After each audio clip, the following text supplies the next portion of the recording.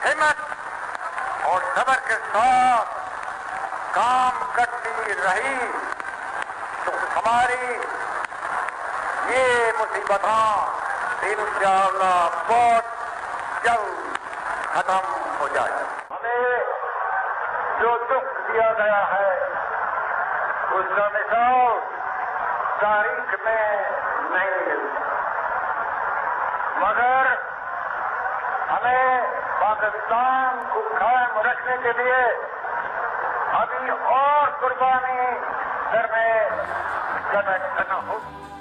बहुत कम लोग ऐसे होते हैं जो तारीख का धारा बदल देते हैं, और ऐसे तो और भी कम होते हैं जो दुनिया का नक्शा बदल कर रख देते हैं, लेकिन ऐसा 1 in a billion होता है जो एक नई मुमलिकत कायम कर दे। हम बात कर रहे हैं मोहम्मद अली जिन्नाह कायदे आज़म की, जो एक ऐसी शख्सियत हैं जिन्होंने बैक वक्त तीनों कारनामे कर दिखाए। ये अल्फाज हैं बैनुल अक़वामी दानिश्वर स्टैनली के, जिन्होंने ये तमाम बातें अपनी किताब जिन्नाह ऑफ पाकिस्तान में दर्ज की।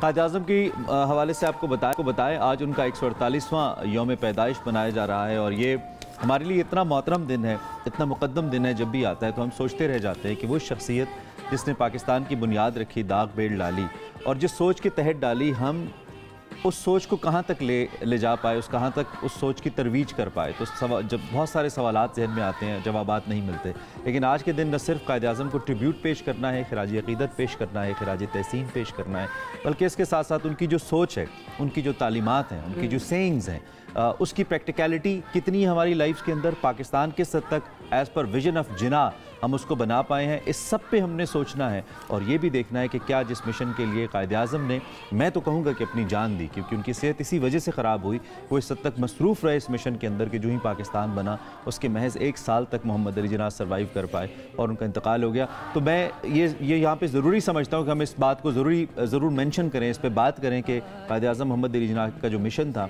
जिसके तहत उन्होंने इतनी एफर्ट की, क्या हम उसको पाए तकमील तक पहुँचा पाए। अगर आप जवाब मुझसे पूछे बतौर एक पाकिस्तानी आज जिसने इस मुल्क में कम से कम 3 साढ़े 3 दहाइयाँ गुजारी हैं, तो जवाब नहीं में है। बहरहाल जी, ये सबसे आगे है। मेरा नाम आयशा है, ये इमरान है। हमने बात करनी है कायदे आज़म मोहम्मद अली जिन्नाह की यौम पैदाइश के हवाले से। सबसे आगे में यहाँ पर वक्त हुआ एक ब्रेक का, हम अभी वापस आ रहे हैं, सो स्टे विद अस।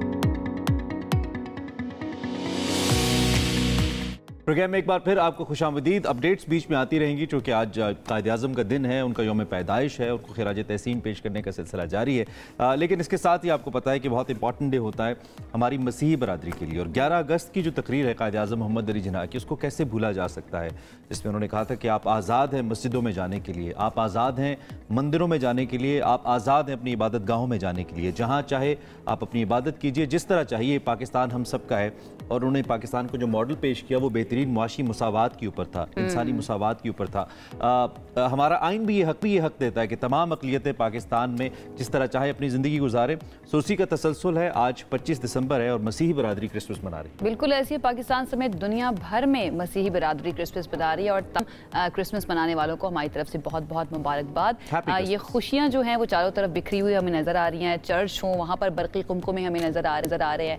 हम न्यूज़ की जानिब से क्रिसमस मुबारकबाद बांटने का जो है सिलसिला भी जारी है। सीक्रेट सेंटा भी होता है, सेंटा क्लॉज आपको पता है एक अलामत के तौर पर कि लोगों को तहाइफ दिए जाएं, तो वो भी मनाया जाता है। जगमगाते क्रिसमस ट्रीज़ की बात कर लें।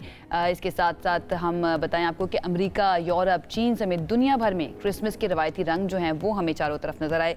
गलियाँ, बाजार, इमारतें, सब कुछ जगमगा उठा है। तो तमाम देखने वाले जो हैं जो क्रिसमस इस वक्त मना रहे हैं, उनको एक मरतबा फिर से हम मुबारकबाद पेश करते हैं। हम कोशिश करेंगे कि जो हमारी नुमाइंदगान हैं जो मुख्तलिफ शहरों में मौजूद हैं, उनसे भी ज़रा हम बात करें और उनसे जानते हैं कि वो मुख्तलिफ शहरों में कैसे जो है ना कवर कर रहे हैं और कैसे क्रिश्चियन बिरादरी जो है मना रही है क्रिसमस को।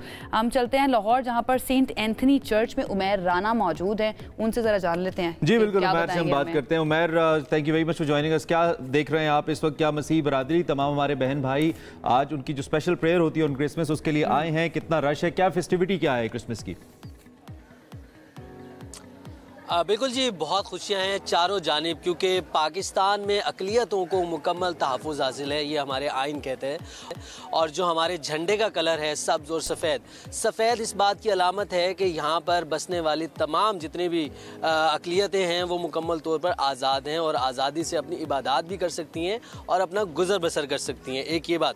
دوسری جانب جیسے ہی کرسمس کی تقریبات کا صبح 8:30 بجے سے آغاز ہوا تو لاہور کے 622 گرجا گھر ہیں جہاں پر جو دعائیہ تقریب کا سلسلہ شروع ہو گیا تھا، اور 10:30 بجے جو ہے پہلی اجتماعی دعا جو ہے وہ تمام چرچز میں اس کو جو ہے جس میں شرکت کے لیے تمام لوگ آ رہے ہیں۔ اور یہ ابھی میرے جو تمام سراؤنڈنگ میں جتنے بھی مسیحی برادری موجود ہیں، بچے ہیں، بڑے ہیں، خواتین ہیں، بہت خوبصورت انداز میں تیاریاں ان کی ہیں اور آج کرسمس کا تہوار منانے کے لیے آئے ہیں۔ جیسے ہی اس گرجا سینٹ اینتھنی سے ابھی جو لوگ اندر چرچ میں دعا کر رہے ہیں، کچھ دیر بعد وہ دعا ختم ہوگی اور اس کے بعد 1 گھنٹے کے لیے تمام لوگ جو ہیں وہ اندر چلے جائیں گے اور اس کے بعد دعائیاں تقریب ہوگی اور پاکستان میں بسنے والے تمام لوگوں کو امن، بھائی اور بردباری کا درس دیا جا رہا ہے۔ حضرت آپ نے جیسا کہ کہا کہ لاہور شہر میں 622 چرچز موجود ہیں، ایک بڑی تعداد کرسچین کمیونٹی کی ہے، ہمارے پاکستانی کرسچین بہن بھائیوں کی ہے۔ شہر کا کیا ماحول ہے آج؟ ویسے پبلک ہالیڈے بھی ہے، چونکہ قائد اعظم ڈے بھی ہے، کرسمس بھی ہے، شہر کا اوور آل ماحول کیسا دیکھ رہے ہیں آپ آج کے دن؟ آپ نے کیا دیکھا؟ بالکل جی، شہر کا اوور آل ماحول کے بارے میں آپ کو بات کروں تو خوشیاں بکھری ہوئی دکھائی دے رہی ہیں۔ تمام روڈ جو ہیں، کیونکہ چھٹی ہے، دفاتر نہیں جانا، سکولز نہیں جانا، تو تمام مسیحی برادری جو ہے وہ بآسانی جو ہے اپنی گاڑیوں میں یا پبلک ٹرانسپورٹ کو استعمال کرتے ہوئے گرجا گھروں کا رخ کر رہی ہے۔ اور اب سے کچھ دیر بعد جو لاہور زو ہے وہاں پر بہترین اقدامات کیے گئے ہیں، اس کو سجایا گیا ہے اور تمام مسیحی برادری کے لیے خصوصی ڈسکاؤنٹ جو ہے اس کو بھی وہاں پر ان کے لیے موجود ہے۔ ٹھیک ہے عمیر، تھینک یو ویری مچ، بہت شکریہ آپ نے ہمیں آگاہ کیا۔ ونس اگین آپ کو بہت مبارکباد، آج آپ کا دن ہے، آزادی ہے، انجوائے کیجئے، گھومیے پھریے، خوب انجوائے کیجئے۔ اور پاکستانی جتنے بھی ہمارے خاص طور پہ جو ہمارے دکاندار ہیں، جو مارکیٹس کے اندر لوگ ہیں، جو مختلف چیزیں بیچنے والے ہیں، میں ان سے اسپیشلی ریکویسٹ کرنا چاہتا ہوں کہ there should be some special discounts for Christian brothers and sisters. وہ آپ کے پاس آئیں، ان کے لیے ان کو خاص فیسیلیٹیٹ کرے۔ آج ان کی عید ہے نا، ان کا کرسمس ہے، تو ضرور آپ چھوٹا موٹا تحفہ بھی آپ سمجھ کے دے سکتے ہیں۔ بالکل لاہور میں کرتے ہیں۔ کراچی میں کیا ہو رہا ہے؟ سینٹ پیٹرکس چرچ میں ہمارے نمائندے محمد عارف موجود ہیں، ان کی طرف ذرا چلتے ہیں، ان سے جانتے ہیں کہ وہ کیا دیکھ رہے ہیں۔ عارف بتائیے گا، آپ کیا دیکھ رہے ہیں کراچی میں، کس طرح سے کرسمس کو منایا جا رہا ہے؟ جی بالکل، دنیا بھر کی طرح کراچی میں بھی کرسمس کا تہوار مذہبی عقیدت سے جو ہے وہ منایا جا رہا ہے۔ گزشتہ رات سے ہی جب 12 بجتے ہی تقریب کا آغاز جو ہے وہ شہر بھر میں کر دیا گیا تھا۔ شہر بھر کے چرچ کو جو ہے وہ خوبصورتی سے سجایا گیا ہے، جبکہ دعائی تقریبات کا آغاز بھی گزشتہ رات سے ہی شروع ہو گیا تھا۔ اس وقت ہم سینٹ پیٹرکس چرچ میں موجود ہیں، جہاں صبح 6:30 بجے 7:30 بجے سے یہاں پر دعائی تقریب کا اہتمام کیا گیا تھا، اور اس وقت نوجوان، مرد، خواتین اور بچوں کی بڑی تعداد جو ہے وہ اس دعائی تقریب میں شامل ہے۔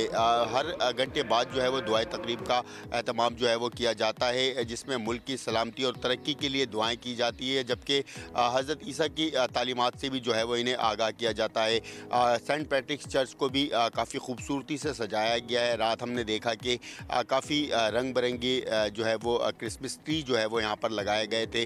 اس وقت جو ہے وہ دعائے تقریب کا آغاز جو ہے وہ ہو رہا ہے۔ اس وقت دعائے تقریب جو ہے وہ کی جا رہی ہے۔ یہاں پر جو آنے والے نوجوان، خواتین، بچے جو ہے وہ ایک دوسرے کو کرسمس کی مبارکباد جو ہے وہ دے رہے ہیں۔ سلسلہ جو ہے وہ اسی طرح سے 25 دسمبر پورا جاری رہے گا، اور مختلف مقامات پر ہم نے دیکھا کہ سیکیورٹی کے کافی سخت انتظامات کیے گئے۔ رات جو ہے وہ ڈی جی رینجرز کی جانب سے بھی right thank you very much. I hope آپ مجھے سن پا رہے ہیں۔ تھینک یو ویری مچ، آپ نے ہمیں آگاہ کیا اس وقت جو صورتحال کراچی میں ہے یا لاہور میں، کس طرح ہمارے مسیحی بھائی اپنے اس مذہبی تہوار کو منا رہے ہیں، ہم آپ کو آگاہ رکھے ہوئے ہیں۔ اس وقت ہم نے سوچا کہ اس پہ ایک ڈسکشن بھی ہونی چاہیے، بیکاز ایک تو جو ڈیو رول ہے کرسچین کمیونٹی کا پاکستان کے اندر، اس کو ڈسکس کرنا عائشہ بہت ضروری ہے، اور دوسرا وہ ڈیو کریڈٹ دینا بہت ضروری ہے جو ان کا پاکستان کی ترقی میں ہے، تو اسی لیے ہم نے یہ نشست پلان کی۔ بالکل ایسی ہے۔ اس کے ساتھ ساتھ کرسمس کا میسج جو ہے وہ کیا دیتی ہے، اس کے اوپر ہمیں بات کرنا جو ہے وہ ایگزیکٹلی وہ بہت ضروری ہے۔ امن اور سلامتی کا یہ تہوار ہے، تو اس کے اوپر ذرا بات کر لیتے ہیں۔ ہمارے हमारे साथ मौजूद हैं मसीही रहनुमा हैं, मजहबी रहनुमा सरफराज साइमन साहब हमारे साथ इस वक्त स्टूडियोज़ में मौजूद हैं। उनसे ज़रा बात कर लेते हैं इस बारे में। सरफराज साहब, थैंक यू सो मच हमें ज्वाइन करने के लिए। क्रिसमस को कहा जाता है कि अमन और सलामती का ये त्यौहार है, तो इसकी स्पिरिट क्या है? स्पिरिट ऑफ क्रिसमस के बारे में सबसे पहले मैं जानना चाहूँगी, आप क्या बताएंगे? सबसे पहले तो मैं हम न्यूज़ का चैनल का बहुत शुक्रगुजार हूँ कि जिन्होंने मौका दिया, और आप दोनों का भी बेहद मशकूर हूँ कि आपने मौका दिया कि हम अपने इस मसीही त्यौहार पर आकर ना सिर्फ पाकिस्तानी अवाम को बल्कि बाहर के लोगों को भी इसके मुतल्लिक बता सके। तो जैसा आपने बड़ी खूबसूरती के साथ फरमाया कि ये अमन और सलामती का जो है वो त्यौहार है, लेकिन उस अमन और सलामती से पहले जो चीज़ आती है वो है रहमत, अल्लाह ताला की रहमत। तो हम इसको अल्लाह ताला की रहमत के तौर पर भी इसको मनाते हैं, और ये ऐसा त्यौहार है कि जो मसीहों तक महदूद नहीं है, बल्कि इसमें दूसरे मज़ाहिब के लोग भी जो है वो भरपूर शामिल हैं। मसलन ईद विलादतुल मसीह का जिक्र जो है वो तौरात में भी है, साइफ़ अंबिया में भी है, बिल्कुल बिल्कुल बिल्कुल, इसमें कोई दो राय नहीं है जो बात आप करें। अच्छा, एक बड़ा अहम इसमें नुक्ता है, बल्कि एक अलमिया है। मैं तो ये कहूँगा कि हम जो मुख्तलिफ अंबिया की तालीमात हैं उनको हम मज़ाहिब तक महदूद करना शुरू कर देते हैं। ख़ास तौर पे ईसाइयत और मुसलमानों की हम अगर बात करते हैं, नबी करीम सल्लल्लाहु अलैहि वसल्लम हज़रत जो कि आखिरी नबी हैं, उनकी जो अमन की तालीमात हैं, ओबियसली हज़रत यसू हज़रत ईसा अलैहिस्सलाम हमारे लिए उतने ही मुक़द्दम है जितने नबी मोहतरम हैं। दोनों हमारे नबी हैं, हमारा ईमान है कि नबी पाक सल्लल्लाहु अलैहि वसल्लम आखिरी नबी हैं। लेकिन जो अमन की तालीमात हैं इसको मज़हब तक महदूद करने को आप कैसे देखते हैं? और दूसरा ये कि जो क्रिसमस है, आप के ज़ारी बात है, मज़हब के लिए सबसे अहम ये त्यौहार है, ये कितना अहम मौका है, अपॉर्चुनिटी है कि हज़रत ईसा की जो पीस की तालीम है उसको दुनिया तक पहुँचाया जाए? कितनी अहम अपॉर्चुनिटी है ये? इसका जो बेहतरीन तरीका है वो है बैनुल मज़ाहिब हम आहंगी, और उस हम आहंगी को फ़रोग़ देने के लिए मुकालमा। पहले नंबर पर तो मुकालमा होना चाहिए मुख्तलिफ मज़ाहिब के दौरान। इस मुकालमे में जो है, मुकालमे की मुख्तलिफ जो है वो सतह हैं। मसलन एक मुकालमा है इंटेलेक्चुअल का, जहाँ उलमा जो है वो बैठते हैं और आपस में एक दूसरे के मज़हब को, उस मज़हब की रूह को समझने की कोशिश करते हैं। एक मुकालमा होता है अवामी सतह पर, जहाँ पर अवाम अपने मुख्तलिफ मज़ाहिब के अवाम मिलकर हाथ में हाथ देकर अपनी जो रोज़मर्रा मुश्किलात हैं उनके ख़िलाफ़ जदोजहद करते हैं, और जिस मुल्क में रह रहे हैं उसकी तामीर और तरक्की के लिए काम करते हैं। तो इसलिए मुकालमा होना बहुत ज़रूरी है। और दूसरी जो बात है कि हमारा जो करिकुलम है, निसाब है, उसमें जो है उसको मॉडरेट होने की बहुत ज़रूरत है। मैंने हर फोरम पर ये बात की है कि हमारे निसाब को थोड़ा उसमें उसकी इस्लाह की ज़रूरत है। उसमें अगर आप की नज़र से भी गुजरा है तो आपने देखा होगा कि अभी तक हमारा जो करिकुलम है उसमें हेट मटीरियल है। तो वो फिर जब वो बच्चा उस ज़हन के साथ बड़ा होता है तो आपकी मॉडर्न साइकोलॉजी कहती है कि what ever we have inserted during the what you can say in childhood that सही। अच्छा सरफराज साहब, सोशल डेवलपमेंट की अगर हम बात कर लें तो उसमें पाकिस्तान बनने से लेकर अभी तक आपकी कम्युनिटी ने बड़ा रोल प्ले किया है। आप बतौर एक पाकिस्तानी और अपनी कम्युनिटी के रिप्रेजेंटेटिव के तौर पर क्या समझते हैं, आपकी कम्युनिटी कैसा रोल प्ले कर रही है? हमारी कम्युनिटी ने पाकिस्तान बनने से पहले जो जदोजहद थी उसमें भरपूर शिरकत की थी, और फिर ये बात तो अब रोज़े रोशन की तरह आया है कि पाकिस्तान का जो सबसे बड़ा सूबा है पंजाब, वो आज पंजाब पाकिस्तान का हिस्सा ना होता अगर SP सिंघा वोट ना डालते। ठीक है, सबसे बड़ा जो है। फिर इसके अलावा जो हमारी खिदमात है मेडिकल में सबसे पहले इस पाकिस्तान में जितने भी हॉस्पिटल थे वो क्रिश्चियन हॉस्पिटल और देहातों में क्रिश्चियन डिस्पेंसरियाँ थी। फिर मोबाइल चलाई गई इनके लिए, दूर दराज इलाकों के लिए। तो तालीम और सेहत जो होता है वो किसी भी मुल्क की तरक्की में रीढ़ का किरदार अदा करते हैं, और हमें फ़ख्र है। बिल्कुल, और इसमें मेरे ख्याल में हिस्टोरिकली कोई इसमें ऐसा इबहम नहीं है जो बात आप करें। बिल्कुल ट्रूली सेड। बहरहाल वक्त हमारे पास कम है, वी सो विश कि हम इसमें मज़ीद बात करते हैं, लेकिन मैं क्विकली चाहूँगा कि हम एक दफ़ा फिर, एक तो आपको एक बार फिर मुबारकबाद, और स्पिरिट को दोहराते हुए मैं चाहूँगा आप कोई मैसेज अपनी क्रिश्चियन कम्युनिटी को, हमारे बहन भाइयों को देना चाहें थ्रू दिस प्लेटफॉर्म। जो ईद विलादतुल मसीह है वो तमाम इंसानों के लिए है, ठीक है, और तमाम जो बड़े मज़ाहिब हैं उनकी जो मुक़द्दस कुतब हैं उसमें ये बात है। तो क्यों ना हम यसू अल मसीह की जो तालीम है, अमन की, सलामती की, जो रहमत की तालीम है, मुआफ़ी की, अफू दरगुज़र की, उसको अगर हम अपना लें, और इसी तरह इस्लाम में भी जो अफू दरगुज़र, मुआफ़ी, फ़तह मक्का के ऊपर आपने जो आम माफ़ी का ऐलान फरमाया, अगर हम अपने मज़ाहिब की तालीमात को बागौर पढ़ लें, समझ लें और उस पर अमल पैरा हो जाएं, तो मेरा ख्याल ने वाक़यातन जो है हमारा बिल्कुल सही। और इसमें हम एक बार फिर जितने भी हमारे मसीही भाई देखने वाले हैं, आपके तवज्जुह से thank you very much for being with us, आप तशरीफ लाए, आपको एक बार फिर बहुत ज़्यादा मुबारकबाद। And once again piece and harmony के लिए सबसे पहला फ़र्ज़ हमारा है, हम चूँकि मेजॉरिटी के अंदर हैं मुस्लिम्स, हमारा फ़र्ज़ है कि हम अपने तमाम क्रिश्चियन भाइयों को दीगर अक़लीतों के हुकूक का ख्याल रखें, और फिर उसके बाद इनका हक़ है कि हम इनकी इज़्ज़त भी करें और इनको आज़ादी से जीने का मौका हो। काफ़ी हद तक कोशिश करते हैं, कई गलतियाँ कोताहियाँ भी होती है रियासत से, लेकिन हम उसे दूर करें द टाइम, तो इंशाल्लाह हम एक अच्छा माशरा तश्कील देने में कामयाब होंगे। सो क्रिश्चियन कम्युनिटी की बात हो गई, क्रिसमस की बात हो गई, बाबा कायद की बात हो गई, अब जरा रूटीन की खबरों की तरफ थोड़ा सा आ जाते हैं। रूटीन की खबर और बड़ी खबर है, और फाइनली जिसका इंतजार किया जा रहा था क्रिकेट लवर्स के लिए है ये कि आईसीसी ने चैंपियंस ट्रॉफी 2025 के शेड्यूल का ऐलान फाइनली कर दिया है। मेगा इवेंट जो है ना, ये 19 फरवरी से कराची में शुरू होने जा रहा है, जिसमें 8 ममालिक के दरमियान 15 मैचेस खेले जाएंगे, और सबसे बड़ा टाकरा जिसको कहा जाता है, चाहे फाइनल से सेमीफाइनल से भी बड़ा होता है, पाकिस्तान और भारत के दरमियान, वो कब हो रहा है? 23 फरवरी को दुबई में होगा। वाह, अगर आप दुबई में रहते हैं तो आपके लिए वैसे ही, अगर नहीं तो दुबई जाएंगे लोग, लाहौर और दुबई में 4 मैचेस खेले जाएंगे। वीजास मिलेंगे,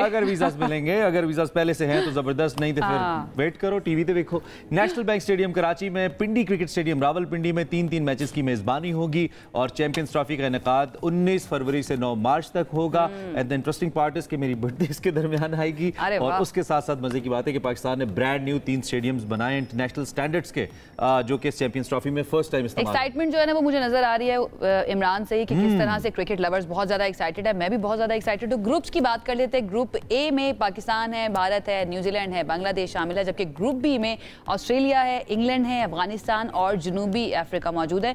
पहला सेमीफाइनल जो है वो 4 मार्च को दुबई में होगा, जबकि दूसरा फाइनल 5 मार्च को सेमीफाइनल 5 मार्च को लाहौर में होगा। चैंपियंस ट्रॉफी का फाइनल 9 मार्च को लाहौर में खेला जाएगा। ताहम अगर भारत फाइनल में पहुंचा तो हम नहीं बुलाते भारत, हम यहाँ नहीं खेलने देंगे, हम ये मैच दुबई में होगा। Bharat doesn't want to come, we wanted कि वहाँ, लेकिन भारत नहीं चाहता, तो ये मैच फिर दुबई में होगा अगर इंडिया फाइनल में होता है। तो लाहौर ये आज से दुआ करना शुरू कर दें कि जो इंडिया है वो फाइनल में ना पहुंचे, ताकि फाइनल लाहौर के अंदर हो, लेकिन लेट्स सी क्या होता है। सो एक रिजर्व डे भी इसके अंदर, लेकिन जस्ट इमेजिन फाइनल हो, पाकिस्तान और भारत जो है फाइनल खेल रहा हो, और एक मरतबा फिर से वही हमें नजर आए कि 180 के मार्जिन से पाकिस्तान भारत को हराए, तो फिर वो क्या दिन होगा। मोमेंटम बहुत अच्छा हमारी टीम का, हमने ऑस्ट्रेलिया को बीट किया है, हमने जिम्बाब्वे को बीट किया है, और व्हाइट वॉश किया साउथ अफ्रीका को। पीएसएल भी आने वाला है, चैंपियंस ट्रॉफी भी आने वाली है, सो क्रिकेटिंग सीजन ऑन होने वाला है 2025 में। बहुत कुछ है, इस पे हम बात करते रहेंगे। देखते हैं कैसा मैच होता है और क्या रिजल्ट आता है। फिल वक्त हम एक ब्रेक लेते हैं, ब्रेक के बाद वापस आते हैं, और वापस आने के लिए आपको हमारे साथ रहना पड़ेगा। सबसे आगे में आपको कहेंगे एक मरतबा फिर से खुश आमदीद, और बहुत सारे मसलों में एक मसला और जो है हमारी नज़रों के सामने से गुजरा, तो हमने सोचा कि इसके ऊपर लाजमी बात करनी चाहिए, और असल जड़ है क्या, वाकई में मसला है भी या नहीं है, उस पर बात कर लेते हैं। और वो है दुबई वीज़े का मसला। सेनेट की कायमा कमेटी बराए ओवरसीज़ पाकिस्तानी का इजलास हुआ, जिसमें इस मसले को उठाया गया है। ये इजलास सेनेटर ज़ीशान खानज़ादा की ज़ेर सदारत हुआ। चेयरमैन खानज़ादा ने दुबई वीज़े हासिल करने में जो पाकिस्तानियों को मुश्किलात पेश आ रही हैं, स्पेशली डिजिटल मीडिया पर इसका बहुत ज़्यादा जो है जिक्र हो रहा है, तो उसके ऊपर उन्होंने सवाल उठाया कि क्यों वीज़े नहीं मिल रहे हैं, जिस पर सेक्रेटरी ओवरसीज़ पाकिस्तानियों ने कहा कि भाई ऐसा कोई मसला नहीं है, वीज़े तो जारी हो रहे हैं, लेकिन ट्रैवल एजेंट्स कहते हैं भाई अभी नहीं मिल रहे। हुकूमत का अपना मौक़िफ़ है, और जो अवाम है उनके मसाइल अपनी जगह है। उन्होंने कहा कि इस साल 65,000 से ज़ायद पाकिस्तानी दुबई गए हैं, ओबियसली वीज़ा से गए हैं, जिससे तरसीलात ज़र में भी इजाफा हुआ। जो ओवरसीज़ वजारत के हुक्काम हैं, उन्होंने कहा कि दुबई में भीख मांगने के बढ़ते हुए वाक़यात, ये है असल वजह जिसकी वजह से हम इस पर बात कर रहे हैं। ये जो भीख मांगने के वाक़यात है ना, कि पाकिस्तानी अनफॉर्चुनेटली कहते हुए भी अजीब लगता है कि वहाँ पर जाके भीख मांगते हैं, उसकी वजह से पुलिस ने एक तस्दीक की शर्त रखी है, उनको वेरीफाई करने की, जिसकी वजह से कई पाकिस्तानी ऐसे हैं वो डिपोर्ट भी हुए। ताहम अब ये वाजे किया गया है कि जो डिपोर्ट किए गए अफराद हैं, उनमें से कोई भी वर्क वीज़े पर दुबई नहीं गया था, यानी कि कोई ऐसा नहीं था जिसे वर्क वीज़े पे क्वालिफाई उसने किया और वहाँ पे जाके उसने अच्छा कह रहे हैं कि वर्क वीज़े का मसला नहीं है, विजिट वीज़े के अंदर इश्यूज किए विजिट पे लोग जाते हैं, and then they do such things. Secretary overseas Pakistanis जो हैं, उन्होंने कमेटी को ये भी बताया कि दुबई ने जो विजिट वीज़ा है उसको बंद कर दिया है इसी कॉन्टेक्स्ट के अंदर, और इनका जो इजरा है उसका इन्हें सारा फॉरेन ऑफिस की पॉलिसी के ऊपर है, उस पर मुनस्सिर है। बिल्कुल ऐसे ही हमने सोचा कि इसके ऊपर थोड़ी डिटेल जो है ना बातचीत करनी बहुत ज़्यादा ज़रूरी है कि असल में मसला क्या है। उसके लिए हमने आज दावत दी है जवाद सोहराब मलिक साहब को, हमारे साथ मौजूद हैं, farmer special assistant to PM है for overseas Pakistani and on interior. उनसे ज़रा जान लेते हैं। वैसे हमें ये बता रहे थे कि ये जो सारा डाटा कलेक्शन है पाकिस्तान का बहुत बड़ा मसला है और सही नंबर जो है ना वो पहुँचते भी नहीं हैं जितने भी स्टेक होल्डर्स हैं उन तक। उनसे ज़रा जान लेते हैं कि इसकी क्या वजह है। बहुत शुक्रिया जवाद साहब हमें ज्वाइन करने के लिए। कैसे आप ठीक ठाक हैं? अल्लाह का शुक्र, बहुत बहुत शुक्रिया। ये जो मसला चल रहा है, क्यों अब दुबई जो है वो भी वीज़े नहीं देगा पाकिस्तानियों को? देखें जी, ये जो एक तो इसमें जिस तरह मैंने आपको पहले बताया कि काफ़ी इशू आता है डेटा कलेक्शन का कि एक्चुअल रिजेक्शंस हैं, कितनी हैं, नहीं हैं। UAE की तरफ से कोई ऑफिशियल स्टेटमेंट नहीं है कि हमारे वीज़ाज़ उन्होंने कहीं बैन किए हैं। डेटा आपको ये बताता है कि इस साल भी तकरीबन 70,000 लोग पाकिस्तान से वहाँ गए हैं काम करने के लिए। ये 70,000 जो मैं आपको फिगर बता रहा हूँ, this is for people who went abroad for job opportunity, जिनको जॉब मिली, वर्क वीज़ा मिला, वो 70,000 लोग वहाँ गए। हर साल दुबई UAE तकरीबन 2 लाख लोग जाते हैं। पिछले साल 2023 में 2,29,000 लोग गए। उस लिहाज से अगर आप देखें तो 70,000 और 2,29,000 में 1/3 यानी सिर्फ गए। तो सर्टनली एक इशू तो है कि जहां 2,25,000 या 2,30,000 लोग जाते थे वो कम होके तो 17,000 पे आ गए। और ये 2 सेगमेंट्स में आप इसको देखें कि वर्क के लिए तो लोग ये जा रहे हैं, यही प्रॉब्लम आती रही लोगों को विजिट वीज़ा के ऊपर भी। तो एक इशू है, ऑफिशियली UAE गवर्नमेंट की तरफ से ऐसा कोई चीज़ नहीं है। 70,000 लोग भी गए हैं। प्रॉब्लम यही है ना कि ऑफिशियली कुछ नहीं है। ये पहले भी बात होती रही कि ऑफिशियली वो कभी भी बैन ये कह के नहीं लगा सकते कि हम बैन लगा रहे हैं, लेकिन उन्होंने रिस्ट्रिक्शंस बढ़ा दी हैं। स्पेशली वर्क वीज़े के ऊपर भी उन्होंने कहा है कि आपकी जो सारी डिग्रीज हैं उनको जो है रजिस्टर होना बहुत ज़्यादा ज़रूरी है। देखिए जो ऐसे कई 4-5 मेन इश्यूज़ हैं। एक अटेस्टेशन के इश्यूज़ आते हैं, एजुकेशन की आपकी जो भी डॉक्यूमेंट्स हैं उनकी अटेस्टेशन अगर सही नहीं हुई वो फेक है, इस किस्म के कोई इश्यूज़ हैं, ये प्रॉब्लम एक मेजर हमें आता है। तो इस किस्म के पहले नहीं था, ये पहले ये इशू नहीं था। ये देखें, ये तो इश्यूज़ आएंगे और ये बेहतर है कि ये इश्यूज़ आ जाएं, but at the same time आप ये भी देखें कि जहाँ 2 लाख लोग हर साल वहाँ जा रहे हैं, 16-17 लाख पाकिस्तानी हैं UAE के अंदर। UAE के अपने नेशनल्स जितने हैं, लोकल्स जितने हैं, उतने ही पाकिस्तानी हैं। 1 करोड़ वहाँ की आबादी है और 16-17 लाख पाकिस्तानी हैं और 16-17 लाख ही उनके अपने लोकल्स हैं। तो जब 2-2.5 लाख लोग हर साल जाएंगे तो चंद 100 का इशू तो आपको आएगा ना। हाँ आएगा। तो लेकिन इसका फिर मैकेनिज्म जवाब क्या हो सकता है? I mean between the ministries, state तो जो UAE ने रूल्स बनाए, जाहिर बात है वीज़ा उसके तहत वो खुद ही जारी करते हैं। स्टेट ऑफ पाकिस्तान ये भिखारियों वाले इशू पे तो खुद हम काबू नहीं पा रहे। इस्लामाबाद हमारा भरा पड़ा है, हर 1 मिनट के अंदर 5 भिखारी, तो आप अगर किसी सिग्नल पे खड़े हो जाएं तो आ जाते हैं। तो फिर स्टेट टू स्टेट क्या ऐसा मैकेनिज्म हो कि इसको रोकें और ताकि आम आदमी सफर न करे? इसमें मैं अगेन बताऊंगा जी कि डेटा कलेक्शन का एक इशू है। इस साल 11 लोग वहां से बेगिंग के ऊपर 11 लोग उन्होंने पकड़े। ठीक है। Last year it was 43। 11 out of 1.7 million. 11 नहीं, आप 1.7 ना देखें ना, आप ये देखें जो 17,000 हर साल जा रहे हैं उसमें से ये 11 बेसिकली। चलें, even then it's a very small number. It's a small number, it shouldn't be there, but in the larger context आप देखें कि कितना बंदा गया, उसमें से सिर्फ 10-11 हैं, तो बहुत बड़ी उस लिहाज से फिगर नहीं है। स्टेट टू स्टेट क्या मैकेनिज्म बने कि जो लोग जाके ऐसा करते हैं, खासतौर पर UAE में, सऊदीया में, उनकी स्क्रूटनी की जा सके? देखिए जी, इसमें डेटा शेयरिंग पहले बहुत कम थी, UAE में भी और सऊदी में भी। जब कोई इन्वॉल्व होता था क्रिमिनल एक्टिविटी में, फॉर एग्जांपल बेगिंग के अंदर, तो उनका डेटा UAE या सऊदी से हमें बहुत ना मिलता ही नहीं था इनफैक्ट। अब ये रिसेंटली जब से ये इशू ज़्यादा बढ़े हैं तो डेटा वहाँ हमारी एम्बेसी के साथ शेयर हो रहा है। सऊदी अरेबिया में 2 साल में ऑलमोस्ट जो लिस्ट हमारे पास लास्ट आई, ऑलमोस्ट 4,000 लोगों का डेटा आया है जो बेगिंग में वहाँ जिनके इशूज़ थे। UAE के बहुत कम है, लास्ट ईयर 43 था, इस साल सिर्फ 11 है।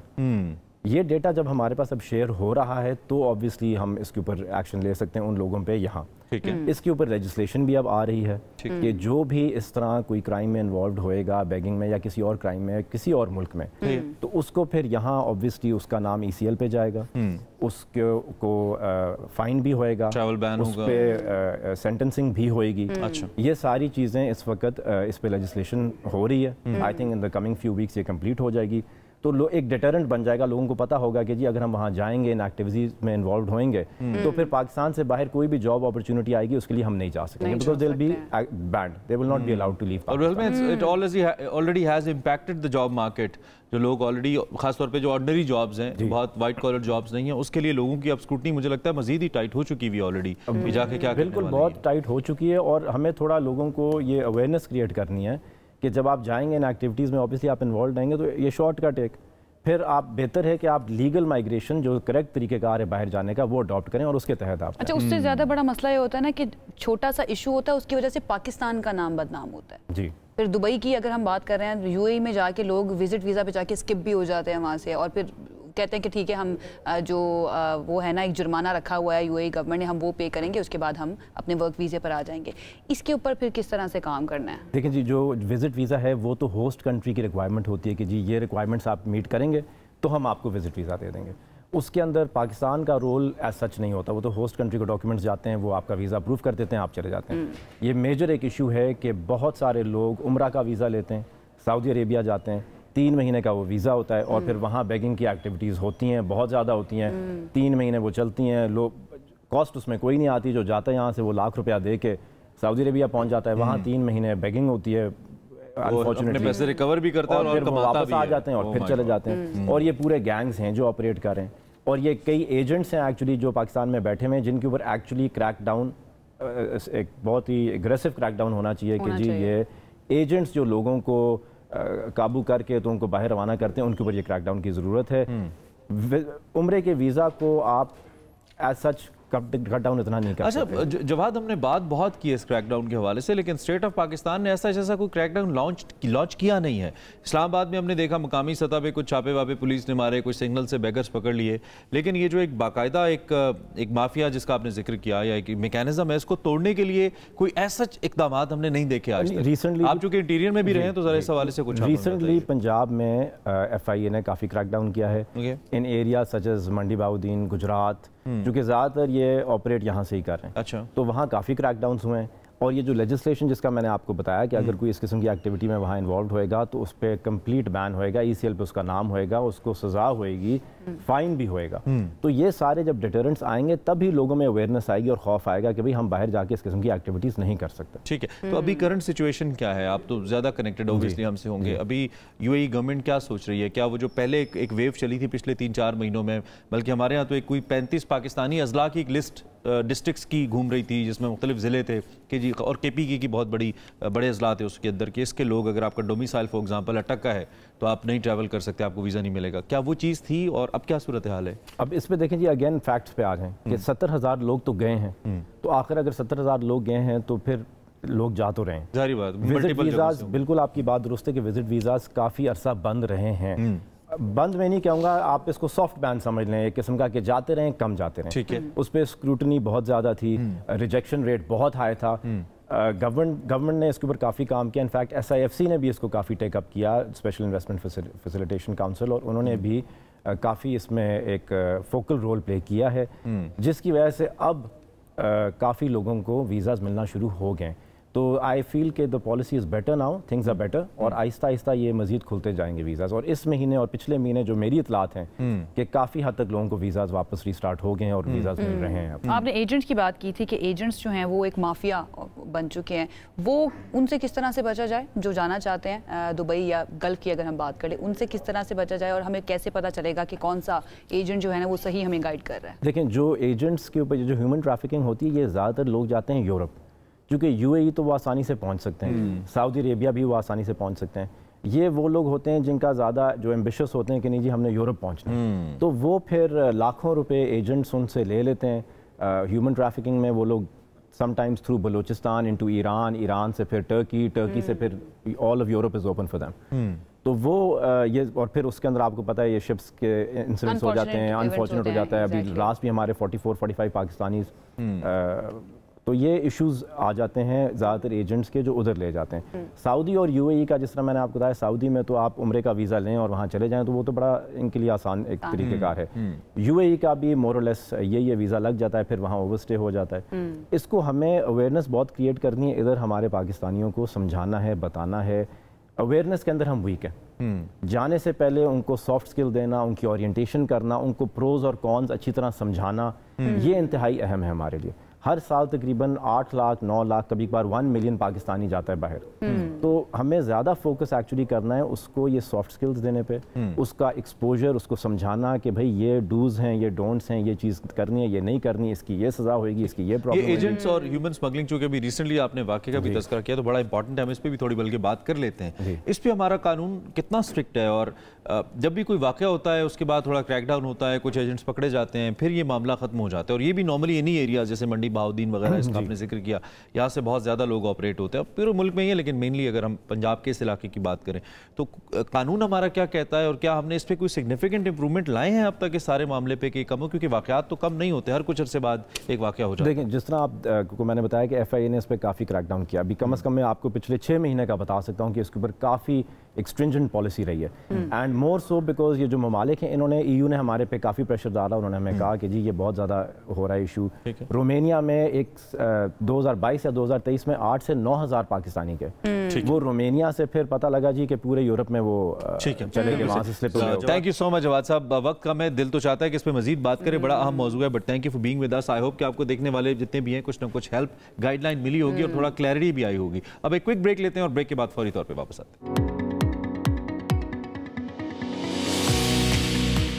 ایک بار پھر آپ کو خوش آمدید. لائیو اپڈیٹس کا سلسلہ جاری ہے پاکستان کے مختلف شہروں میں. پاکستان کی جو لیڈرشپ ہے مختلف صوبوں کی اور مرکز کی, وہ ظاہری باتیں اپنے اپنے انداز میں خراج عقیدت بابا قوم کو پیش کر رہی ہے. قائد اعظم محمد علی جناح کے سال ثواب کے لیے, ان کے درجات کی بلندی کے لیے دعاؤں کا سلسلہ بھی جاری رکھے, یہ بھی بہت ضروری ہے کیونکہ انہوں نے ہمیں پاکستان دیا ہے. اب وہ رہنما اصول جن پہ قائد اعظم نے پاکستان بنایا, ظاہری بات ہے ہم نے بہت حد تک ان کو پریکٹس نہیں کیا, اور اسی وجہ سے پاکستان کی جو ریاست ہے وہ ایک فلاحی ریاست کا خواب ابھی تک شرمندہ تعبیر نہیں ہوا, اور وہ خواب ابھی تک حقیقت میں نہیں بدلا. ایک تو ہم نے اس پہ بات کرنی ہے کہ ایسے کیا محرکات تھے جس کی وجہ سے ہم نہیں کر پائے, اور پھر آج کا جو نوجوان ہے وہ کچھ حد تک آج کے پاکستان سے نالاں کیوں ہے, اگر وہ کچھ حد تک بھی ہے تو کیوں ہے, اس کو ہم کیسے بہتر کریں. یہ سب وہ موضوعات ہیں جس پہ بات ہونی چاہیے. ایک بڑی اس حوالے سے معتبر شخصیت ڈاکٹر تیمور رحمان ہیں جو کہ خود تاریخ کے طالب علم بھی ہیں, آتے بھی ہیں, اور ہم ان سے بہت کچھ سیکھتے بھی ہیں. تو ہم ذرا ڈاکٹر صاحب سے اس حوالے سے بات بھی کریں گے اور جاننے کی کوشش بھی کریں گے, اور اس سے کچھ دیر کے بعد ہمیں ایک ہمارے شاعر دوست زبیر راج صاحب بھی جوائن کریں گے جو کہ اپنی شاعری سے ٹریبیوٹ پیش کرتے ہیں قائد اعظم محمد علی جناح کو. بالکل ایسے ہی ہے, ہم نے قائد اعظم کی شخصیت پر بھی بات کرنی ہے, ان کی سیاست کس طرح کی تھی اس پر بھی بات کریں گے. زبیر سے کوئی اچھی سی شاعری سن لیں قائد اعظم کے حوالے سے پلیز. زبیر بھائی thank you very much for being with us. آپ کچھ ہمیں اچھی سی شاعری جو آپ نے قائد اعظم پہ لکھی, آپ کے خیالات بھی ہم تک پہنچے, کچھ اچھی سی ہمیں شاعری سنائیے جس سے ہم ان کو خراج عقیدت پیش کریں الفاظ کی صورت میں. یہ ہماری بدقسمتی ہے کہ قائد اعظم کو زیادہ وقت نہیں مل سکا, ان کا انتقال جلدی ہو گیا اور نظام نہیں بن سکا, اور اس کے بعد جو سسٹم آیا وہ نہیں تھا جو قائد اعظم نے سوچا تھا. لیکن جو قائد اعظم نے جو قربانیاں دی ہیں, جس طرح سے محنت کی ہے, اور یہ ایک اسلامی جمہوریہ پاکستان بنانے کی کوشش کی, اس کے بعد وہ نظام نہیں بن سکا, یہ ایک الگ بات ہے. وقت ہوا چاہتا ہے ایک بریک کا, ہمارے ساتھ رہیے. Welcome back. ہم بات کر رہے ہیں قائد ڈے کے حوالے سے, جناح ڈے کے حوالے سے, اور ہر کوئی جو ہے نا وہ اپنے اپنے انداز میں قائد کو خراج عقیدت پیش کر رہا ہے, اور ہم بھی ان کی شخصیت, ان کی پرسنالٹی کے مختلف پہلو پر بات کر رہے ہیں, ان کا سیاست کا طریقہ کار کیا تھا اس کے اوپر بات کر رہے ہیں. فائنلی ہمیں جوائن کر لیا ہے معروف اسکالر ڈاکٹر تیمور رحمان نے, ان سے آغاز کرتے ہیں گفتگو کا. ڈاکٹر صاحب تھینک یو سو مچ ہمیں جوائن کرنے کے لیے. ونس اگین میں کہوں گی, اگین میں یہ پوچھوں گی آپ سے, آج کا پاکستان آپ کو قائد کے ویژن کے مطابق لگتا ہے یا نہیں لگتا؟ اچھا, کہ فیض صاحب نے فرمایا تھا یہ داغ داغ اجالا یہ شب گزیدہ سحر, وہ انتظار تھا جس کا, یہ وہ سحر تو نہیں, یہ وہ سحر تو نہیں جس کی آرزو لے کر چلے تھے یار کہ مل جائے گی کہیں نہ کہیں. قائد اعظم محمد علی جناح کا ویژن ہمیں اس کانٹیکسٹ میں رکھنا ہوگا جس میں مسلم رینیسانس کا ایک پورا پروجیکٹ جمال الدین افغانی کے بعد سے جاری و ساری تھا. کیوں یہ بات تو مسلم انٹیلیجنسیا کے سامنے آ چکی تھی کہ یورپ ہم سے بہت آگے نکل چکا ہے. سوال یہ پیدا ہوتا تھا کہ ان کے ساتھ کیچ اپ کیسے کرنا ہے. اس میں دو آراء موجود تھیں. ایک رائے یہ تھی کہ ہمیں جو ماضی ہے اسی سے قوت اور انسپریشن لینی چاہیے, اور دوسری رائے سر سید احمد خان اور علی گڑھ یونیورسٹی کے لوگوں کی تھی کہ ہمیں جدید علوم سیکھنے کی ضرورت ہے، سائنس سیکھنے کی ضرورت ہے، اور یورپین سائنس سیکھنے کی ضرورت ہے خاص طور پہ. تو محمد علی جناح اس جدیدیت پسند سوچ، اور علامہ اقبال بھی اس جدیدیت پسند سوچ کے ساتھ تعلق رکھتے تھے. اور پاکستان کی تحریک، مسلم لیگ کی تحریک بھی در حقیقت اسی سوچ سے جڑی ہوئی تھی، جو کہ مسلم ماڈرنزم کا یا ماڈرنٹی کا ایک پروجیکٹ تھا. اور سب سے پہلے یہ پروجیکٹ بنیادی طور پہ، خاص طور پہ جناح صاحب کی اپنی جدوجہد صرف اور صرف اس مقصد کے لیے تھی کہ ہندوستان کو ایز اے ہول آزاد کرنا ہے برٹش کلونیل رول سے. اور آپ ہمارے لوگ اکثر یہ بات جانتے نہیں، مگر ہسٹورینز ہمیں یہ بتاتے ہیں کہ انفیکٹ محمد علی جناح اتنے سینئر تھے کانگریس کے اندر کہ کیونکہ انہوں نے جو سٹرگل کی تھی اور پولیٹیکل لیڈرشپ کے حوالے سے اتنے ویل ریسپیکٹڈ تھے کہ انفیکٹ یہ بات بالکل کلیئر تھی کہ محمد علی جناح شاید نیکسٹ لیڈر بنے کانگریس کے، آل انڈیا کانگریس کے. اور ان کی اتنی اتھارٹی تھی کہ 1912 کے اندر وہ مسلم لیگ کے بھی ممبر تھے، کانگریس کے بھی ممبر تھے. انہوں نے دونوں پارٹیوں کے جوائنٹ سیشن کروا کے ان سے یونائٹڈ ایک ریزولوشنز پاس کروائیں کہ ہم مل کر جو ہے وہ انڈیا کی انڈیپینڈنس کے لیے لڑیں گے. اندازہ کریں ایک بندہ دو پارٹیوں کی قیادت کر رہا تھا simultaneously. It was that remarkable. تو مگر پھر 1920s کے اندر محمد علی جناح نے کانگریس پارٹی سے ریزائن کیا اور کافی عرصہ پھر وہ سیاست سے بھی لا تعلق رہے، بیکاز وہ کانگریس پارٹی کے نئے ٹرن سے خوش نہیں تھے. اور وہ نیو ٹرن یہ تھا کہ کانگریس پارٹی اور مزید زیادہ ہندو سمبلزم کو استعمال کر رہی تھی اینٹی کلونیل سٹرگل میں، خاص طور پہ جب سے گاندھی صاحب واپس آئے تھے. اور جناح صاحب جو ہیں وہ پرانی کانگریس سے منسلک تھے جو کہ ہندو سمبلزم کو استعمال نہیں کرتی تھی، ایک پیور سیکولر قسم کی سیاست کرتی تھی. تو گاندھی صاحب کی نئی قسم کی مذہبی قسم کی سیاست سے ناخوش ہو کر انہوں نے یہ کہا کہ اس طرح کانگریس جو ہے وہ ایک ہندو پارٹی بنتی چلی جا رہی ہے اور ایسی پارٹی کے اندر مسلمانوں کے حقوق کا تحفظ نہیں ہو سکے گا. تو لہٰذا پھر انہوں نے، آپ کو پتہ ہے اسے آگے 30s کے اندر مسلم لیگ کی قیادت سنبھالتے ہوئے ان کو علامہ اقبال نے واپس بلایا اور انہوں نے مسلم لیگ کی قیادت سنبھالتے ہوئے پھر پاکستان کا قیام اس طرح سے آیا. ٹھیک ہے. اچھا میں اسپیشلی چونکہ آج کرسمس بھی ہے اور آپ کا بڑا فوکس بھی رہتا ہے جو مائنورٹیز رائٹس ہیں اس پہ آپ بات بھی کرتے ہیں، اور پھر ہمارے ملک کے ماشاءاللہ سارکاسٹک وے میں ہم سینگ کہ حالات بھی ایسے ہیں کہ ہر آئے دن کوئی نہ کوئی ایسا واقعہ ہوتا ہے جو ہمیں جھنجھوڑ کے رکھ دیتا ہے. اور پھر دوبارہ سے میں بھی جب ہم نے شو شروع کیا تو میں نے 11 اگست کی اسپیچ کا ریفرنس دیا قائد اعظم محمد علی جناح کا، جس میں انہوں نے ایکول رائٹس کی بات کی، خاص طور پہ مائنورٹیز کی. ہم ویسے تو ہر چیز میں پستی کا شکار ہوئے، بہت ساری چیزوں میں ہم نے قائد اعظم کے ویژن کو چھوڑا، ہمارے بیسک کانسٹیٹیوشن کو چھوڑا، لیکن خاص طور پہ جو اقلیتوں کا معاملہ ہے ہماری کارکردگی بہت زیادہ توجہ طلب ہے، میں یہ کہوں گا. آپ کا اس پہ کیا؟ بہت اچھی بات کیا، بہت اچھی بات کی آپ نے، کیونکہ جناح صاحب کا کبھی بھی یہ ویژن نہیں تھا کہ مائنورٹیز پاکستان کے اندر کسی بھی حوالے سے سیکنڈ کلاس سٹیزنز بنیں گی، بلکہ پہلے لا منسٹر آپ جانتے ہوں گے انہوں نے ایک ہندو دلت کو بنایا جو جن کا نام تھا جوگیندرا ناتھ منڈل، جو کہ بڑی زبردست سٹرگل کیا کرتے تھے ان لوگوں کے لیے جو ہندو کمیونٹی کے اندر دلتس تھے اور وہ پرو پاکستان تھے، پاکستان کے بانیوں میں سے شامل تھے. تو جناح صاحب کا ویژن ہمیشہ یہ تھا کہ جو مائنورٹیز ہیں یا میجورٹی کمیونٹی ہے ان کے درمیان جو اینگولیرٹیز ہیں، یہ لفظ ان کی اپنی تقریر میں استعمال کیا گیا، یعنی جو کشیدگی ہے، جو لڑائی ہے، جو جھگڑا ہے، یہ وقت کے ساتھ ساتھ ختم ہو جائیں گی. اور جس طرح پروٹیسٹنٹس اور کیتھولکس کے درمیان لڑائی ختم ہوئی، وہ اپنی تقریر میں کہتے ہیں یہ لڑائیاں ختم ہو جائیں گی، اور as citizens of the state وہ برابر کے شہری ہوں گے، ان کے خلاف کسی قسم کا کوئی امتیازی قانون یا سلوک نہیں کیا جائے گا. پرسنل فیتھ کے حوالے سے وہ ظاہری بات ہے مختلف ہو سکتے ہیں، کوئی ہندو، کوئی کرسچن، کوئی سکھ، کوئی کچھ اور، کوئی مسلمان، کوئی سیاہ، سنی، جو بھی، مگر سٹیزنز آف دا اسٹیٹ کے حوالے سے ان کے خلاف کسی قسم کی کوئی ڈسکریمنیشن نہیں ہوگی، کوئی امتیازی سلوک نہیں ہوگا. یہ تھا در حقیقت قائد اعظم محمد علی جناح کا ویژن، اور آج بھی ہمیں اس ویژن کو پورا کرنا ہے.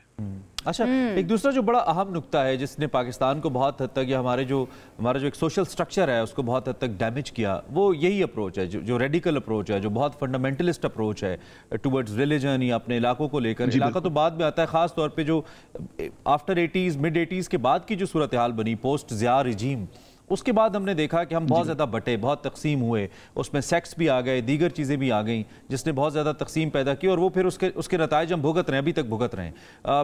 اس کے کانٹیکسٹ میں قائد اعظم کی کیا تعلیمات تھیں؟ کیونکہ 70s تک I believe Pakistan was a different Pakistan. Your take doctor صاحب. That's very true, very true. آپ نے بالکل ٹھیک بات کی. although کچھ ریورس گیئر پہلے بھی لگے تھے، مثال طور پہ آبجیکٹیوز ریزولوشن یا 56 کے کانسٹیٹیوشن میں کچھ ایسی چیزیں تھیں جس پہ لوگوں نے اعتراض پہلے بھی کیے ہوئے، اور بھی کچھ چیزیں تھیں، مگر بہرحال چیدہ یہ باتیں تھیں. مگر جناح صاحب کا دیکھیں نقطہ نظر یہی ہو سکتا تھا جو کہ اسلامک ماڈرنسٹ کا نقطہ نظر تھا، وہ یہ کہ جو دھمی سٹیٹس کا پوائنٹ آف ویو تھا وہ ایک مخصوص وقت کے لیے تھا، ایک مخصوص کانٹیکسٹ میں تھا، جبکہ ایک ملت سسٹم ایگزسٹ کیا کرتا تھا، یعنی کہ ایک ایسا نظام تھا جس میں مختلف قبیلیں اپنی اٹانومی رکھا کرتی تھیں، اور در حقیقت جو ریاست ایگزسٹ کرتی تھی اس زمانے میں وہ مختلف قبیلوں کے درمیان ایک قسم کا سوشل کانٹریکٹ ہوا کرتا تھا. جدید ریاستیں جو آج کے زمانے کی ریاستیں ہیں وہ اس میں یہ قبائلی نظام نہیں ہے، اس میں انفیکٹ انڈیویجول کا ڈائریکٹ کانٹریکٹ، سوشل کانٹریکٹ ہے ریاست کے ساتھ، اور ریاست نے لہٰذا گارنٹی کرنی ہے ہر انڈیویجول کو اس کی رائٹس. بیچ میں کوئی انٹرمیڈیٹ باڈی نہیں ہے، جیسے ملت کا نظام نہیں ہے، کوئی ٹرائبل سسٹم نہیں ہے جس کے ذریعے رسائی ہو کسی انڈیویجول کی ٹو دا اسٹیٹ. اسٹیٹ اور انڈیویجول کا ڈائریکٹ سوشل کانٹریکٹ جب سے ہوا تو اس وقت سے یہ ضرورت پیش آئی کہ پھر ریاست جو ہے وہ کوئی ڈسکریمنیٹری لاز نہیں بنا سکتی اپنے سٹیزنز کے درمیان. یہ ویژن قائد اعظم کا آج بھی پورا نہیں ہوا اور ہمیں اس کے لیے اسٹرگل کرنی ہے. اور قائد اعظم ذات خود تو بالکل کلیئر اپنے ایکشنز میں اور اپنی سپیچز میں یہ کہہ چکے ہیں کہ ہم نے ڈسکریمنیٹ نہیں کرنا between Muslims and non Muslims at all. ہم نے تمام لوگوں کو پاکستانی تصور کرتے ہوئے آگے بڑھنا ہے. ہم سب نے مل کر یہ ملک بنایا ہے ریگارڈلیس آف ریلیجن ایکسیٹرا. تو اب ہم نے کسی کے خلاف کوئی امتیازی سلوک، کوئی ایسا قانون نہیں بنانا کہ بھئی کیونکہ تم فلانے مذہب سے تعلق رکھتے ہو تو تمہارے لیے جو ہے وہ یہ چیز یہ پبلک آفس بند ہے یا یہ نوکری بند ہے یا یہ ملازم. یہ بالکل نامناسب. ہمیں بہت زیادہ کام کرنے کی ضرورت ہے اگر اس کو ہم نے قائد اعظم کے ویژن کے مطابق پاکستان کو بنانا ہے. میں چاہوں گی تھوڑا سا قائد اعظم کی پرسنالٹی جو ہے نا اس کے اوپر بھی ہم تھوڑی سی بات کر لیں. تنظیم، اتحاد، ایمان، یہ ان کے رہنما اصول جو ہے نا یہ تو ہمیں پتہ ہی ہے، لیکن آپ کو یاد ہے ایک یہ بھی فیکٹ جو ہے یا ایک قصہ کہہ لیجئے کہ اتنا انہوں نے کام کیا، کام کی تلقین کی اور ساتھ ساتھ خود کام کر کے دکھایا اس طرح سے کہ ان کی خود کی صحت متاثر ہو گئی اینڈ دین انہوں نے اس چیز کو چھپا کر رکھا. اس کے بارے میں ذرا میں چاہوں گی تھوڑی سی بات کریں. دیکھیں جی، he was a very well read man. انہوں نے جو دنیا کے اندر اس وقت ہو رہا تھا اس میں ان کا مطالعہ بہت گہرا تھا، اور لوگ یہ سن کر بڑے حیران ہوں گے کہ قائد اعظم محمد علی جناح بیسکلی ایک لبرل تھے. یہ بات مجھے پتا ہے کہ ہم نہیں سکھاتے، مگر جو ان کا پولیٹیکل نقطہ نظر تھا وہ یہی تھا. انڈین لبرلزم کا جو نقطہ نظر تھا، آپ جانتے ہوں گے کہ گوکھالے کے وہ بہت قریب ہوا کرتے تھے، بلکہ نمبر 2 مین سمجھے جاتے تھے اپنی ارلی پیریڈ آف ہسٹری کے اندر. لبرلزم سے میرا مطلب یہ نہیں کہ وہ مادر پدر آزاد قسم کی کوئی ایسی بات نہیں، پولیٹیکل لبرلزم کی میں بات کر رہا ہوں جس میں تمام لوگوں کے برابر کے حقوق ہوں گے. یہ ان کا نقطہ نظر تھا. تو اس کے ساتھ ساتھ آپ یہ دیکھیں کہ جناح صاحب نیرو مائنڈڈ نہیں تھے. جب جو ٹریڈ یونین موومنٹ یہاں پہ انڈیا کے اندر تھی، جناح صاحب نے ٹریڈ یونین موومنٹ کو بھی ڈیفینڈ کیا، ورکنگ کلاس کو بھی ڈیفینڈ کیا، ان کے rights against the capitalist class ان کو ڈیفینڈ کیا. لوگ یہ بات نہیں جانتے کہ جناح صاحب ایک ایسے وکیل بھی رہے جنہوں نے ٹریڈ یونین کا کام کیا باقاعدہ. دوسری بات کہ بھگت سنگھ ایک بہت بڑا ریڈیکل نام تھا، آپ بھی جانتے ہوں گے، لیفٹ کا آدمی تھا، مارکسسٹ تھا، کمیونسٹ تھا وغیرہ. بھگت سنگھ کو جب جیل اور پھر بعد میں پھانسی ہوئی تو واحد آواز جو کہ بھگت سنگھ کے فیور میں پارلیمنٹ سے اٹھی وہ محمد علی جناح کی تھی. جناح صاحب نے یہ کہا کہ a man who gives up his life for a cause is not a terrorist. بلکہ بھگت سنگھ کو ٹیررسٹ کہنا بالکل غلط ہے، وہ فریڈم فائٹر ہے، وہ ہمارا نوجوان ہے، ہم اس کو ڈیفینڈ کرتے ہیں. تو دیکھیں ویژن دیکھیں نا، اتنا براڈ ویژن تھا ان کا. پھر یورپین، اگر آپ ان کی تقریریں سنیں تو یورپین ہسٹری سے کتنے سارے مختلف، وہ ورلڈ ہسٹری سے کتنے سارے مختلف وہ ایگزامپلز دیا کرتے تھے کہ ہم نے پاکستان کو کیسے بنانا ہے. बिल्कुल डॉक्टर साहब, ये ऐसा मौजू है, आई विश इसका एक पूरा हिस्सा अब रह गया जो कि वक्त हमारे पास कम है, और वो नौजवानों के हवाले से है। आप खुद भी नौजवान हैं और नौजवानों से बराह रास्त मुताल्लिक भी, उनके जज्बात की बखूबी तर्जुमानी करते हैं पाकिस्तान में, मौसीकी के जरिए भी करते हैं, मौसीकी के जरिए भी, और ऑब्वियसली थ्रू द एजुकेशन।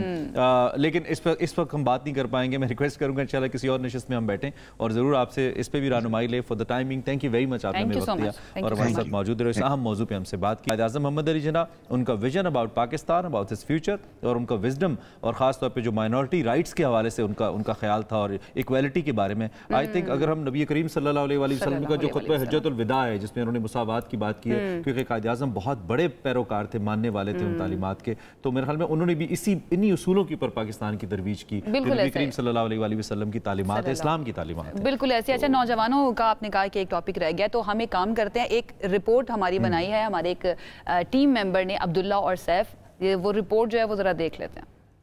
चेहरे, कितने लोग, कितनी खुशियां और कितने शोक, इसी खुशी और शोक के जज्बों के बीच धड़कते दिल, और उन दिलों में धड़कता एक नाम, पाकिस्तान। और इस पाकिस्तान को बनाने वाले का नाम मोहम्मद अली जिन्ना, जिनका नारा था काम काम और सिर्फ काम। अगतहक मेहनत और कोशिशों से मोहम्मद अली जिन्ना और उनके साथियों ने 14 अगस्त 1947 को इस मुल्क के खुदादाद का कयाम अमल में लाया। मगर कायद का पाकिस्तान और आज का हकीकी पाकिस्तान कितना मुख्तलिफ है, ये बात काबिल गौर है। कायद-ए-आज़म का पाकिस्तान यकीनन एक जमहूरी पाकिस्तान था। कायद-ए-आज़म का पाकिस्तान एक ऐसा पाकिस्तान था जिसमें मजहबी मुनाफरत की गुंजाइश नहीं थी, हुकूक निस्वां का ख्याल रखा जाता था, माइनॉरिटीज़ के राइट्स का ख्याल रखा जाता था, अदलिया आज़ाद होनी चाहिए थी। ये सब कुछ तो वो है जो एक ख्वाब है जो कायद-ए-आज़म ने देखा। इस पैगाम को आम करने की ज़रूरत है, वो मदारिस से हो, वो यूनिवर्सिटी से हो, स्कूल से हो, हमारे कल्चर से हो।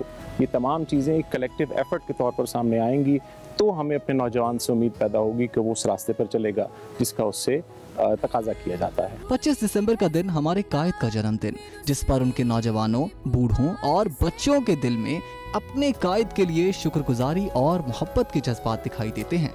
आज कायद की मेहनत का सबूत ये जीता जागता वतन अपने आप में बहुत सी मुश्किलात का शिकार है, मगर इस मुल्क के रहने वालों में उम्मीद की किरण आज भी जिंदा है। वही कायद-ए-आज़म की बात है कि सदाकत, सच्चाई, मेहनत, ईमानदारी, ये हमारी चीज़, हमारे में यही चीज़ों की कमी है, और इंशाल्लाह one day will be successful on this way. शुक्रिया पाकिस्तान बनाने के लिए, और हमें आपकी तरह लोग चाहिए। जब तक हम अपनी ड्यूटी को परफॉर्म नहीं करेंगे, मेरा ख्याल है कि हम अपने मुल्क को एक फलाही रियासत नहीं बना सकते। अगर हम सिर्फ हक ही मांगते रहें तो हमारी कुछ बुनियादी जो हमारी ड्यूटीज़ हैं या फ़राइज़ हैं उसको सरअंजाम देना इस रियासत का भी हक है जो हमसे लेगी। जी जनाब, खूबसूरत पैकेज आपने देखा।